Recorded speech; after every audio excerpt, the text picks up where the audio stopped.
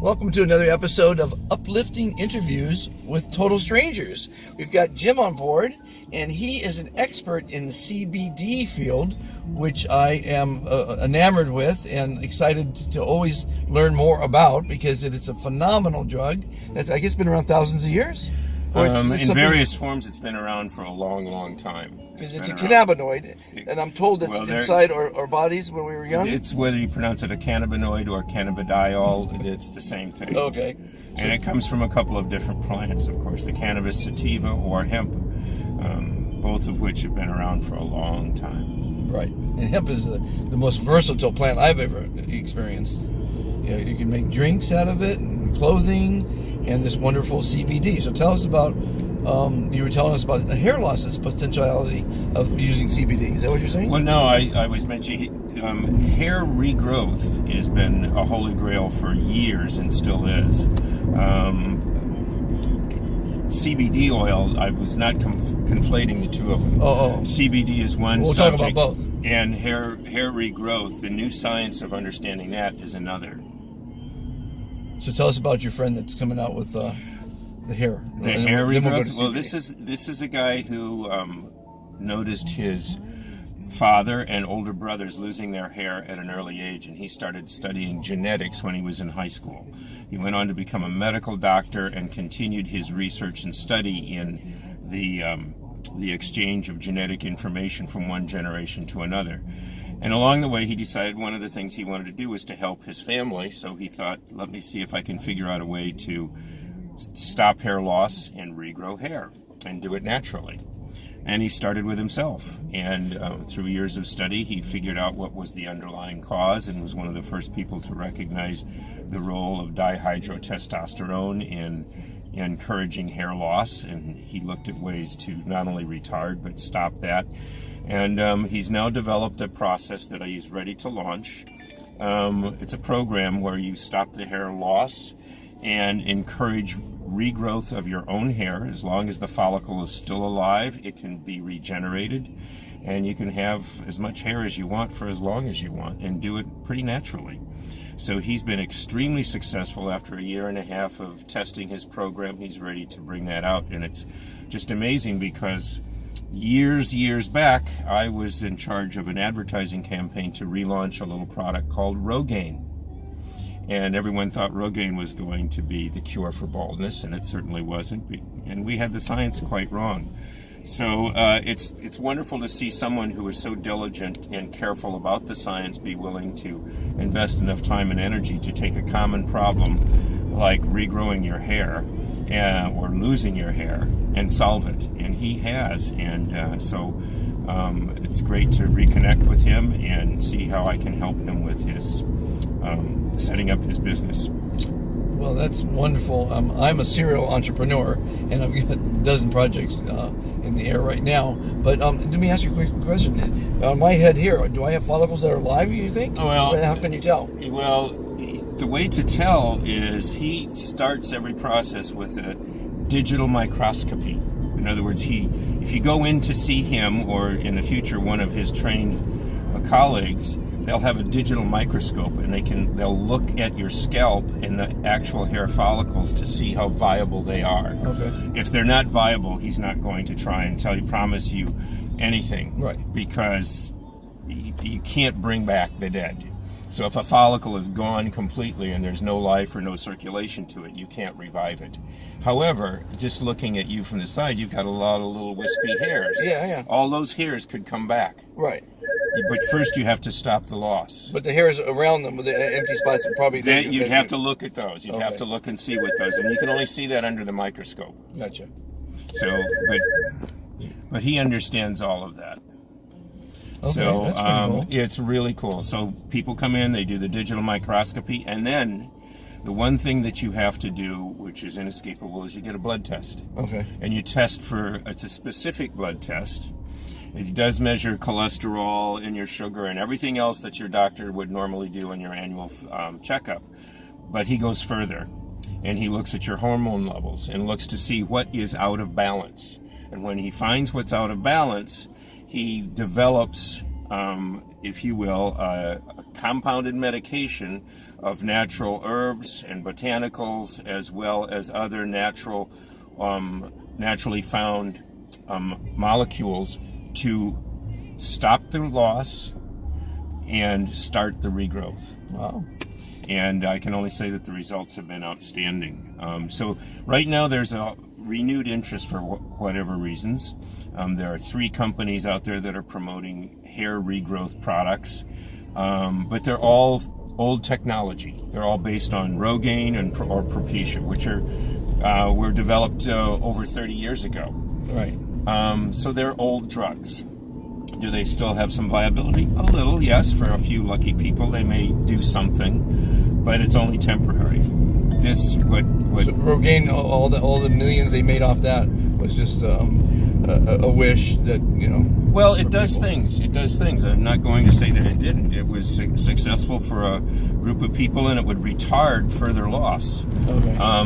But it doesn't stop the development of dihydrotestosterone, which is one of the main culprits, along with genetics, for losing hair. Okay. So Rogaine and Propecia do a little, but they're not perfect solutions. Okay. Now, is there a website someone could go to that's watching this? Yes, they could go. They could go to. I'll tell you, there's a new microsite that we've just developed that he's just launched, and it's www.truehaircompany.com, and they can go there and find out information on it, or they can go to Stop and Regrow, which is his older site. Okay.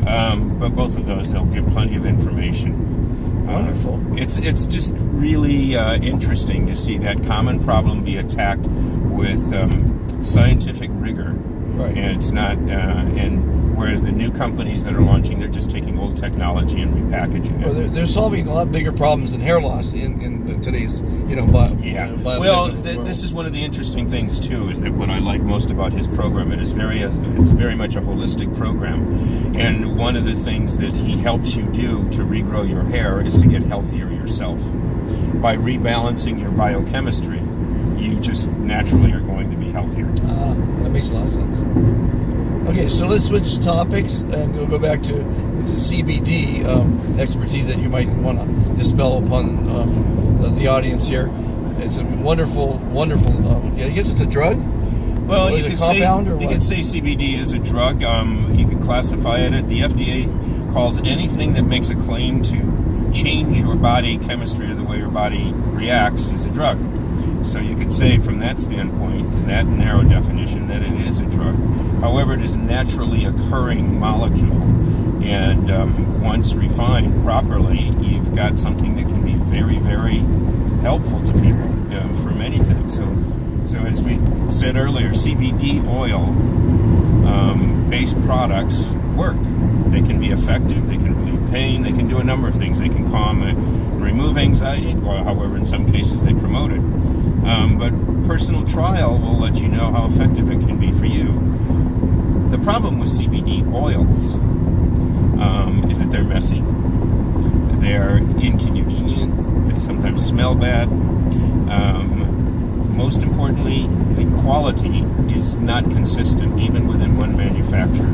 So you never know if you're getting a good strength or a bad strength. So one day it might work very well for you, the next day barely at all.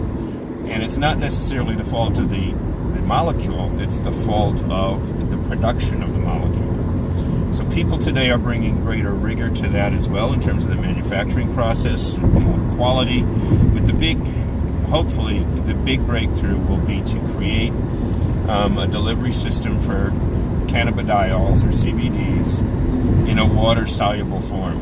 Right. Because if it's water-soluble, then you're golden. They have CBD water now. They have CBD oil, shampoo, and soaps. I would look with great skepticism upon anyone who claims that they've done that. Okay. I would look upon that with great skepticism. You can put CBD into water and call it CBD water, but that does not mean it's CBD. There's any value to drinking it. Okay. So you're saying once they can actually get the CBD into the water molecule, it'll be the breakthrough? Well, it's when you say water soluble, that means there's actually, yes, that you have a delivery system that uses water, but the CBD molecule is integrated with it. It's a true mixture.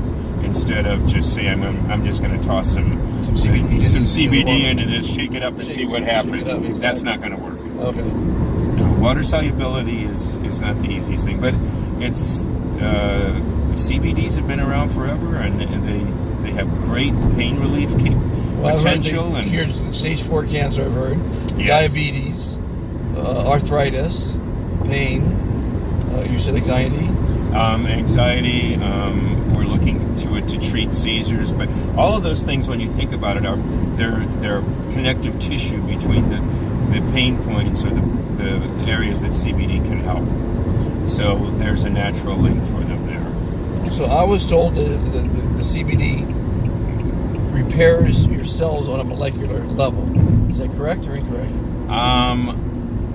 I cannot answer that with complete confidence. I could say this: I don't think it actually repairs cells. I think it allows cell growth to be healthier because it's calming inflammation that might be retarding a better cell health.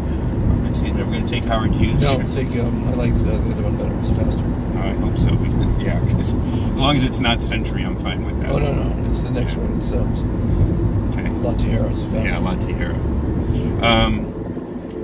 There are a lot of people who make a lot of claims about this, but they really don't know the science well enough, and I cannot opine on its ability to repair cells. I just don't know that side. And how did you gain your expertise on in my work with life sciences, you look at a lot of molecules and you look at a lot of products that are being brought out to solve health issues. And there's a conference that is held every year in Las Vegas called Pain Week.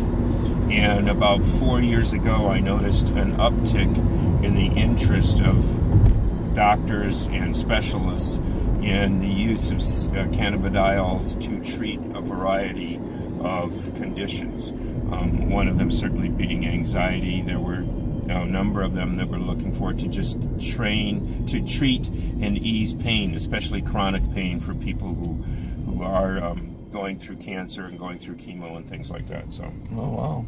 And so you listen to these people, and it was very interesting how they were talking about. I remember one distinctly about the difference between opioids and cannabis, and had cannabis been an option sooner, this horrendous opioid problem we're having now might have been relieved much sooner. Okay. Or perhaps even obviated. Wow. Yeah, it's too bad. But there was a lot of interest even then. The interest, of course, at first was from people who were way out on the periphery, but more and more people mainstream have come into it now and appreciated that, there's real stuff here. Yeah. This stuff really works. Well, that's fascinating and informative and educational. Thank you for your... it's really cool. You still have a lot of people who are, you've got various people who have been dealing with cannabis for a long time. You've got the stoners, of course, and yeah, dude, that's great. It's great stuff, but it's almost given a taint to the actual qualities that CBDs can deliver. My parents were beatniks, and yeah. I remember as a 5-year-old mom calling us for dinner, going, "Dinner be ready about 10 minutes." Yeah. Mommy's talking very funny. Yeah. Well, I'm a kid from the Midwest, so I didn't learn about cannabis until quite late. Yeah, it's got some amazing qualities, and there are some terrific people working in it. And there are some amazing. One of my, if you go watch these interviews that I take, there was a group of people from Phoenix who are have all these strains of CBDs, and they're opening up shops. And last weekend I met him, and he opened. It's called Hempful Farms. Yeah. And they opened up a shop in Chico, and that's why I met him. I did an interview, and that interview has actually more hits or more views than any of my my there's what is it? Hempful Farms. Uh-huh. It's interesting and it's clever and it's fun, but there again is part of the problem, because when some people hear that, it's almost too playful, which kind of takes away from the fact that these guys might be doing everything exactly right. And that's one of the things you have to consider. Well, they're doing well, but Good. and they did the $2,000. I think their opening weekend. So, but people don't know about CBD. I'm still teaching a lot of people about CBD. Well, more and more it's getting out there, and I think not only for people but for pets. Pets, they have pet products. Yep. For horses, for dogs, and for cats. Yeah. The real key here is that we need to get, again, it's consistency. You want to know that whether you're taking it yourself or you're giving it to your pet. But isn't the dose is, the government regulating all this? No, not going through tests and everything. No, not yet. Not yet, You no. know, what's interesting is that until we have a federal relaxation, and make it federally legitimate, there are arcane laws that are still on the books. For example, the only research that can be done with CBD that's authorized by the federal government, I believe this is still correct, it has to be done with federally sanctioned CBD plants, which are grown in, I can't remember for sure whether it was Mississippi or Alabama. The stuff tastes awful. It's just a poor quality plant, and yet that's what people are. Not Kentucky? Yeah, not Kentucky's Kentucky. No. Oh, that's interesting. Yeah. So, thank you so much for this valuable information, and I hope people will look up your friend with the hair. Yeah. No, he's really good. He's got people coming to him from all over the world now that have found him and heard from through referrals. I mean, he's got the science down. That's wonderful. Yeah. Thank you for being You're part welcome. of the show. Travel safe. I hope to.